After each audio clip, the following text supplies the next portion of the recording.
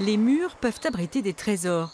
Dans le quartier de Saint-Ferjeux à Besançon, les Sœurs de la Charité ont signé une convention avec l'association des micro-fermes byzantines. Elles mettent à disposition leur jardin. Pour l'instant, juste 3 arts sont cultivés.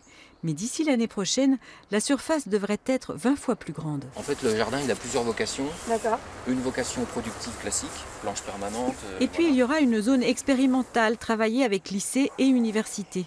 L'ambition est de former les jeunes, de leur donner des clés pour leur avenir. L'idée, c'est que cette jeunesse puisse se reconnecter.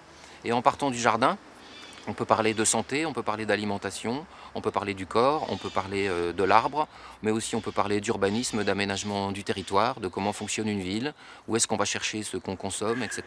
Il est complètement dans la lignée des fermes qu'on souhaite visiter pendant ce Tour de France. C'est un projet expérimental, une micro-ferme, c'est ce que porte Ferme d'Avenir aussi, le projet de micro-ferme. On a nous-mêmes une ferme basée à Montlouis, la ferme de la Bourdésière, qui montre que sur 1,4 hectare, on peut produire autant que sur 4 hectares grâce à la permaculture et l'agroécologie. Chloé et ses partenaires du Ferme d'Avenir Tour se sont installés à Besançon au bord du Doubs pendant 3 jours pour renforcer les liens entre consommateurs et producteurs. Débats, dégustations et visites sont au programme. Direction la papeterie de Novillars. Là, la transition énergétique, c'est du concret. Nous, on va produire de l'énergie qui sera consommée localement. C'est-à-dire qu'aujourd'hui, on va produire de l'électricité. Cette électricité, jusqu'à présent, venait de 200-300 km, de Fessenheim, de la vallée du Rhône, de l'étranger, d'ailleurs en France.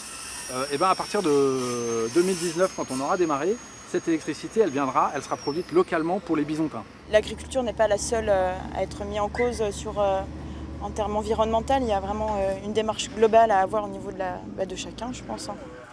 Le bois nécessaire pour produire la vapeur, source d'énergie thermique, viendra de Franche-Comté.